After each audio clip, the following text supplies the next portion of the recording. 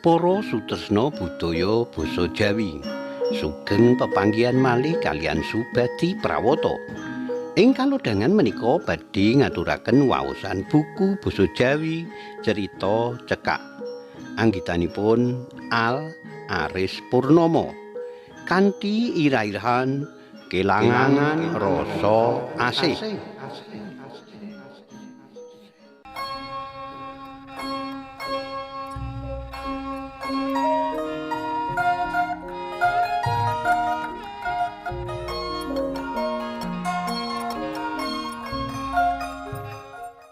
Swasana iki kaya nggambarake swasana atiku.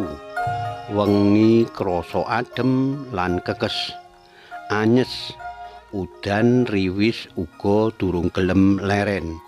Nambahi swasana tintrim ing panglocitan. Pikiranku goreh, jalaran ana ganjelan ing atiku. Aku bingung kudu kepiye. Apa aku kleru yen aku bakal duwe bojo maneh? Giniya ora ana sing njurung awakku. Menawa wong liya sing ora sarujuk ora bakal dak gagas. Nanging sing dadi pikiranku, kabeh anak-anakku uga ora sarujuk. Banjur kepiye yen wis ngene iki? Aku cubriya karo tangga teparo sing gaweane ngicuk-icuki anak-anakku. Satemene aku ora ngerti dhewe, apa bener tangga teparoku ngicuk-icuki utawa mbebujuk anak-anakku ya kuwi Ningsih lan Tina. Nanging pangrasaku pancen mangkono. Saliyane kuwi uga ana wong-wong sing gaweane dolan menyang omahku. Padha kandha kalamun wanita sing arep dak pek bojo kuwi duwe tumindak sing ora bener, seneng lelemeran.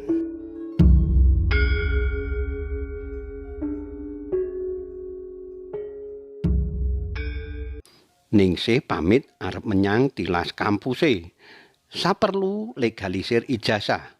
Mbok menawa ora mulih lan bakal nginep nggone kancane. Kebeneran, sasuwene Ningsih ana ngomah, calon bojoku ora nate mrene, awit pancen rikuh utawa mbok menawa uga wedi karo anak-anakku. Dina-dina kepungkur prasasat saben dina aku dikirim panganan dening Suryani, calon bojoku kuwi. Nanging nalika Ningsih mulih awit metu saka anggone nyambut gawe, Suryani dak penging aja menyang omah utawa ngirim panganan dhisik. Jalaran bisa dadi dredah. Semono uga yen ngepasi dina Minggu utawa yen ngepasi Tina mulih. Suryani uga dak penging menyang omah utawa ngirim panganan. Awit Tina uga ora sarujuk sesambunganku karo Suryani. Wis 2 dina Ningsih durung bali.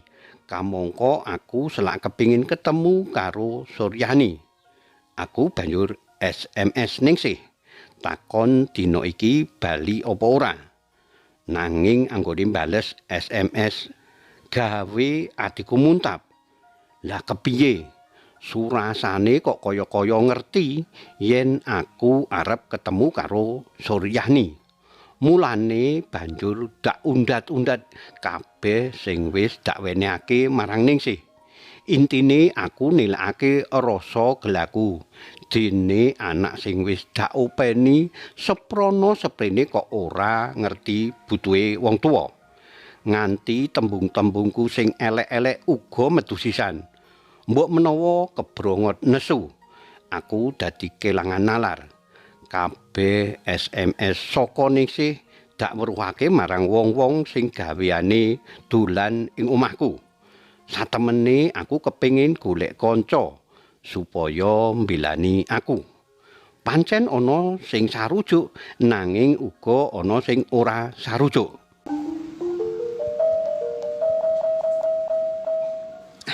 Lho, ngopeni anak kuwi lak wis dadi kewajibane wong tuwa.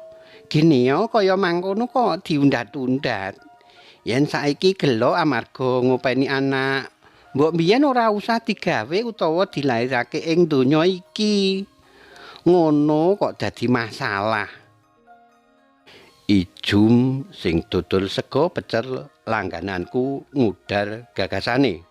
Krasa banget menawa dheweke ora sarujuk karo pikiranku. Satemene tembunge Ijum bener, nanging banjur dak kipatake adoh. Awit kaya mangkono kuwi ateges njigungi jangkahku.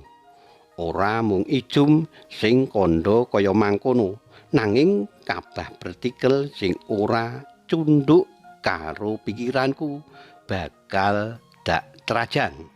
Aku ora peduli apa sing bakal kelakon.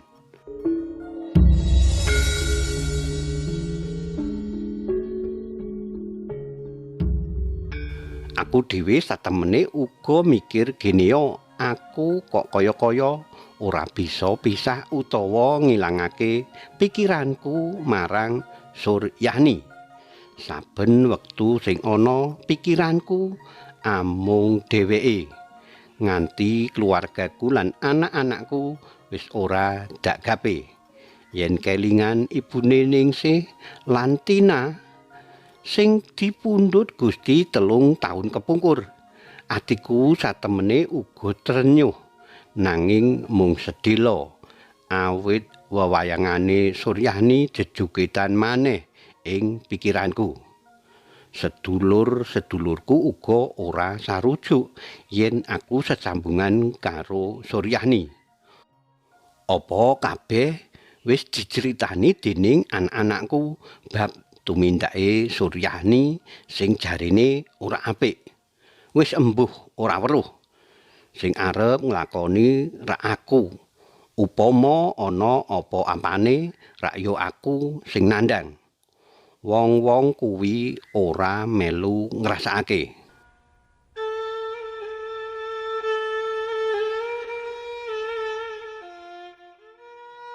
Ningsih bali nanging ora njujuk omah.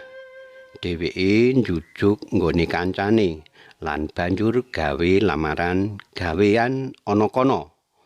Mulih-mulih mung njupuk kertas-kertas karo berkas-berkas. Embuh aku ora weruh. Dheweke ora sapa aruh marang aku. Semono uga aku ing batin aku kandha. Bocah wingi sore kok arep wani karo wong tuwa. Tekan ngendi polah munduk, sagendingmu dak ladeni. Nanging suwe-suwe aku uga rumangsa luput. Aku banjur telepon Ningsih. Takon kok wis wengi durung mulih. Ningsih kandha menawa garapane durung rampung.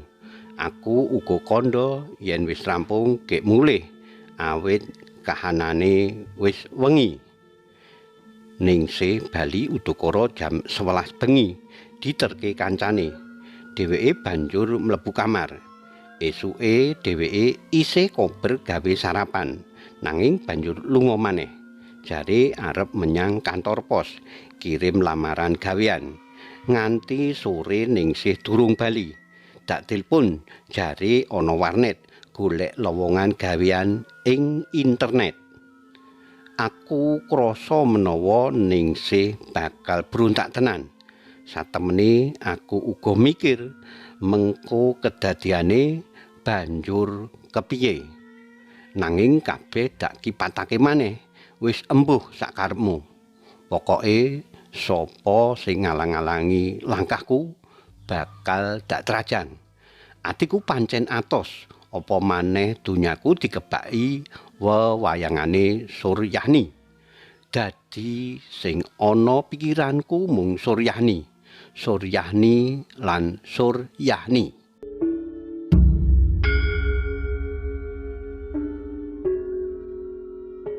Ningsih bali udakara jam 09 bengi. Atiku mangkel weruh dheweke banjur mlebu kamar. Esuke aku kandha karo Ningsih menawa arep lunga menyang nggone simbahe Ningsih, iya ibuku. Ningsih ora wangsulan. Aku satemene ngapusi Ningsih. Lungaku ora menyang daleme ibuku, nanging lungaku saperlu ketemu karo Suryani. Sabanjure banjur nginep ing losmen. Esuke aku sida menyang daleme ibu. Dene Suryani banjur bali menyang ngomahe. Aku tekan daleme ibu udakara jam 09.00 esuk. Nembe wae teka. Aku wis ditakoni ibu. Dek wengi lan mau bengi lunga menyang ngendi? Jalaran Ningsih tilpun menyang daleme ibu. Gragapan anggonku mangsuli nginep omahe kancaku. Jalaran dek wingi rapat koperasi nganti wengi. Dadi arep bali wis kewengen ora ana kendaraan umum. Wis, kono gek enggal bali wae. Mesakake Ningsih. Sewengi mbok menawa ora bisa turu, awit mikir kahananmu. Ibu ngoyak aku supaya enggal bali. Aku banjur pamit tekan omah, ulate Ningsih katon suntrut.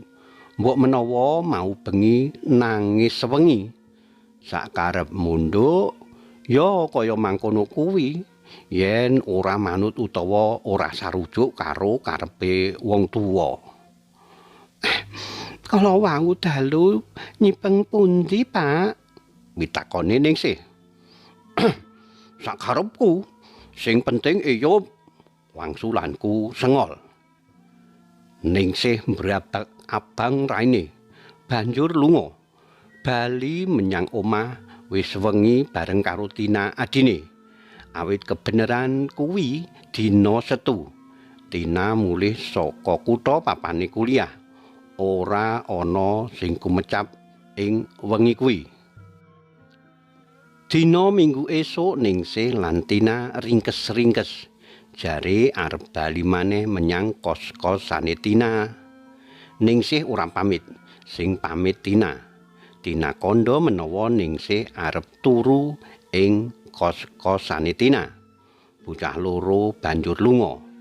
Atiku krasa tumlawung lan kasepen. Nanging kuwi mung sedhela. Awit wewayangane Suryani jejukitan maneh ing pikiranku. Sanalika Ningsih lan Tina ilang saka pangrasaku.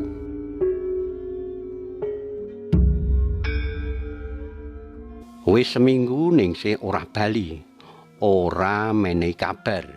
Aku dadi gragapan nalika krungu menawa Ningsih wis lunga menyang Jakarta. Saperlu golek gawean, sing dipamiti malah tangga teparo. Aku ora dipamiti. Aku dadi mikir, apa Ningsih wis banget gething marang aku. Nanging aku ora peduli. Aku ngerti yen Ningsih ora duwe-duwit. Mengko yen wis kentekan duwit mesti banjur njaluk duwit marang aku. Nanging nyatane ora mangkono. Wis ana 2 minggu Ningsih ora ngabari aku lan uga ora njaluk duwit marang aku. Sawijining wektu aku krungu kabar sing ora kepenak ing desa papan panggonane Suryani. Dumadi rame-rame. Underane perkara ya si Suryani dheweke dikepruk gendul dening Mbok Barni. Awit mau bengi konangan selingkuh karo Murjal, bojone Mbok Barni. Sanalika ponanku kumebyur, kelingan tangga teparo sing ora dak gape nalika ngelekake aku bab tumindake Suryani. Sirahku tambah uyeng nalika kelingan Ningsih anakku. Dheweke saiki ana ngendi lan kepiye kahanane? Aku dhewe ora ngerti. Kaya-kaya sesambunganku karo Suryani sasuwene iki ndadekake aku adoh karo keluargaku.